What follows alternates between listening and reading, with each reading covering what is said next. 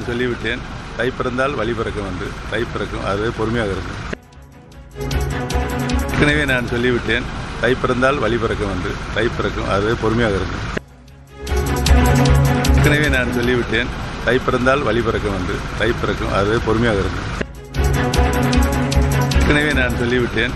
தை பிறந்தால் வழி பிறக்கும் என்று. தை பிறக்கும், அது பொறுமையாக இருக்கும். ஏற்கனவே நான் சொல்லிவிட்டேன். தை பிறந்தால் வழி பிறக்கும் என்று. தை பிறக்கும், அது பொறுமையாக இருக்கும். யாருடன் கூட்டணி என்பது குறித்து ஓபிஎஸ்ஸிடம் கேள்வி கேட்கப்பட்டது. அதற்கு அவர் தை பிறக்கும் வரை பொறுமையாக இருங்கள் என்று பதிலளித்திருக்கிறார்.